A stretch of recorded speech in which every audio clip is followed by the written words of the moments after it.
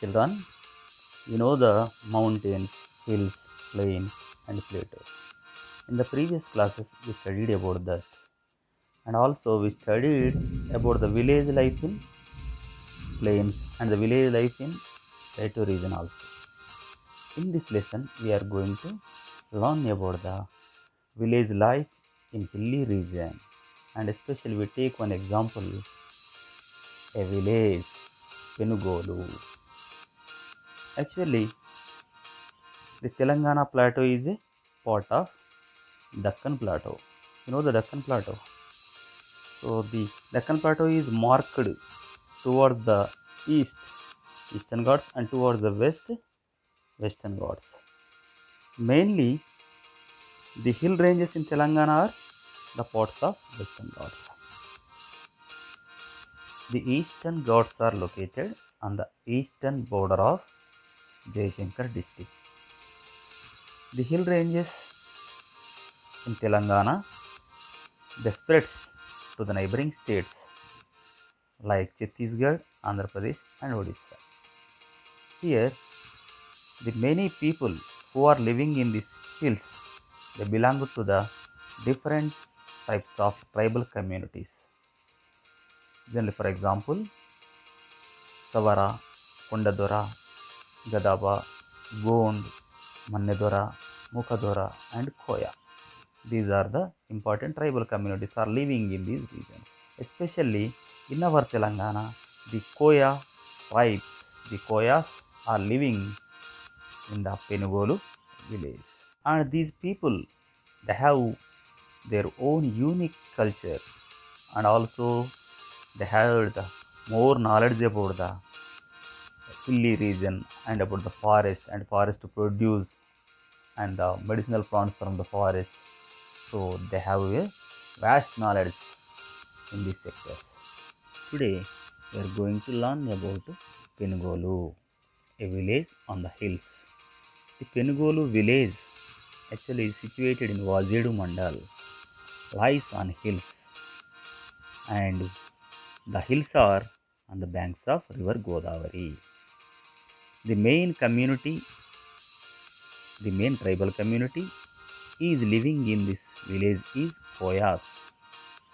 Koyas means a good person living on the hills.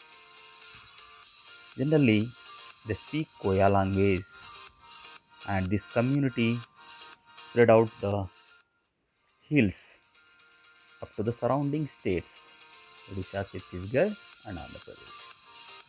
And of course, the many Koyas from these regions they migrated to the districts like Adilabad, Karinagar, and Warangal. Of course, they don't speak Koya language in these districts but have adopted Telugu.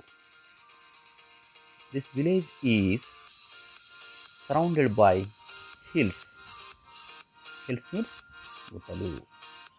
And in the north, the Chhattisgarh state is there, and the Karregutta or Nallagutta is there. And on the south, Bankamamidi Gutta is there. And on the east, Kallukuntala Gutta is there. And Chinna Kumarilanka, Pedda Kumarilanka in the west. So Vajed is a mandal. In this mandal, the Penugolu village is located. So the Vajed is situated near the stream of Nallandevi Vagu from the Nallagutta that flows down from the north and joins the Godavari. Generally, when we want to visit the Penugolu village, we have to reach Gummadoddi village. Gummadoddi village is located at the foot of the hills. From this village, we can find a path. That path was very steep and narrow and slippery. And we also see the famous Bogata waterfall near Chikupelli on the way. On the way, you can see the Bogata waterfall. It is at Chikupalli village. As we climbed the hills, We can see the thick forest and some of the cleared lands. These clear lands are used for cultivation, and generally the fields are with red soil. You know the red soil? It is not very fertile, and also it is consisted of plenty of stones and pebbles, and it is located 20 kilometers away from the Mandal headquarters, Vazedu. Podu. Generally, it is the agriculture practice of the koyas. Podu is a traditional practice of farming in hilly regions. This is also called shifting agriculture or zoom cultivation. It is also practiced by Kunda Reddis, and it is also practiced in the states Andhra Pradesh, Chhattisgarh, and Arunachal Pradesh. In this, every village it has a specified area or hill that is used for the farming. Generally, the people clear the patch of land and they use that land for the cultivation. They grow the different types of crops in that land, and after few years they move to another land and they allow this land to grow the forests. This way, their farms keep shifting every few years and they return to these plots after many years. In the November, it stops raining. The koyas, using their axes, they clear the patches of forest in the month of December and they allow the logs of wood to lie there and dry on the field. And these are burnt in April or May just before the rains. When the rainy season starts, so the total ground is covered with the ashes of burnt wood. By the arrival of rain in June, the people dribble the seeds with the help of digging sticks. They use the digging sticks. They do not plow that lands because these lands are located on the slopes of hills. So if they plow that land, automatically the topsoil will be disappeared and the topsoil will run off with the water, with the rainwater. This leads to the infertile lands. So they don't use plow or they don't use any fertilizer also. The farmers want this ashes and the dead leaves to remain on that land or improve the fertility of that land. Generally, they are growing the important crops. Example, the jawar, జొన్నలు, maize, మొక్కజొన్న, tubers, దుంపలు, millets, సామలు, కొర్రలు, అడుసులు, and సీసేమం, నువ్వులు, and pulses like red gram, kandulu, green gram, pesarlu, and vegetables like brinjal and chilies, pachimirapa, and gongura, etc. So they are growing the mixed crops here without any irrigation and without using the fertilizer. As the fields are very close to the forest, generally they attract the animals and birds. So to protect their crops from their animals and birds, the koyas build manche to guard their fields until December. In olden days, each family cleared 2 to 2.5 acres of land, forest land, and their average yield of jawar per acre of podu field is 250 kgs only. And each family in those times harvested about 600 kilograms of jawar, apart from 150 to 250 kgs of small millets also. Now the available area for podu has decreased to 1 to 1.5 acres only. So it led to the reduced availability of food grains also. The rotation of cycle has also become smaller. So the soil is not able to recover its fertility as earlier. Vegetable garden in the backyard. In this village, we can see the every house. It had a neat bamboo fences around the backyard, and this backyard provided a space for small kitchen garden. In this garden, they planted a few vegetables like beans, gourd, chilies, and fences had climbers also like pumpkin. At times, some poultry was also kept in these fences, and some of them were rare goats, sheep, cattle, and dogs. The crop they are getting from the podu agriculture, it is not sufficient for them. So they are continuing their collection of forest produce and hunting. So hunting and collection of forest produce is important in their livelihood. Generally, the forests are the great storehouses for them. For the hundreds of years, they identified various available edible food sources and medicines in the forest. They depend upon throughout the year on the forest. They have the tribal calendar is marked by various seasons for various fruits and tubers, nuts, green leaves. Even for hunting small animals also. If they get any illness for humans or animals, they have more knowledge about the medicinal plants in the forest for their remedies.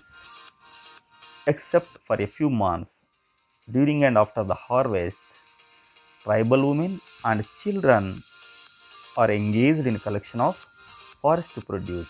The important forest produces are honey and bamboo shoots. Generally, the tender bamboo shoots are called perikomulu. These are collected from the tips of the bamboo bushes, and these shoots are cooked after the outer layer is removed.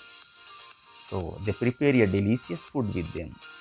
And also they have a juice of palm tree, that is the kallu, especially in summers. Generally, they work together in the fields, and men do more work than the women. Women and children attend for gathering fruit and making baskets. They sell these forest minor produce and the baskets in the santas, and they purchase the daily needs like the clothes and other requirements. Drinking water. In this village, they have many natural springs of water. These springs are providing water to the people of this village. And some streams also there, they flow through the hills. And finally, they join the rivers like Shebari and Godavari.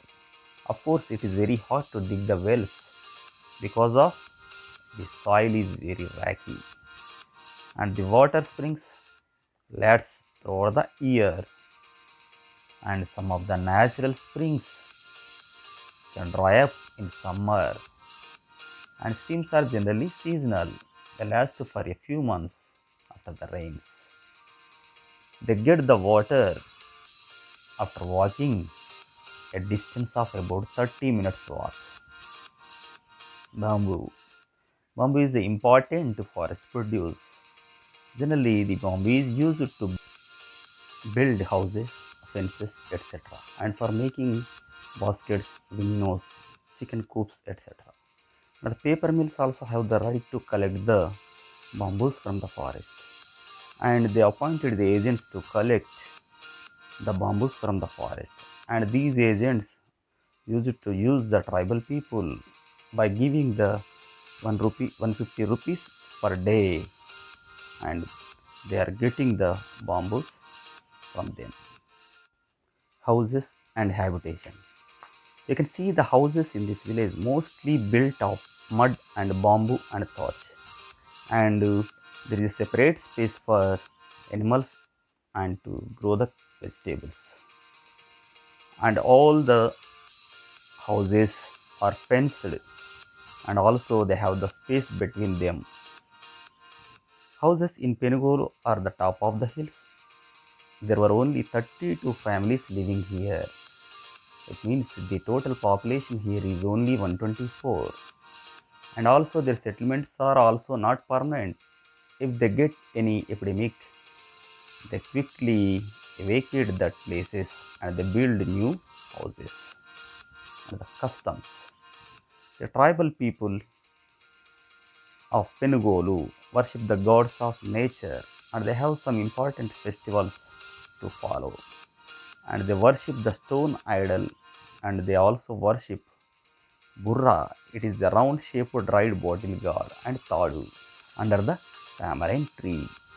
They call it as the Mutyalamma. They celebrate Yellanam Podam, Bhumi Puja and Kodatala Panduga. It is Peddala Panduga and also Bhimini Panduga. It is the festival of Vippapu. Generally, the Kodatala Panduga is celebrated in September and they offer vegetables to their deities. All the major activities like sowing, harvest are begin after these festivals. During festivals, they gather even if they are living far from villages. Even though the hill tribes are very few, they have been following a pattern of life from the ancient times and they do not disturbing the environment and they are also regenerating the forest which they had fell down.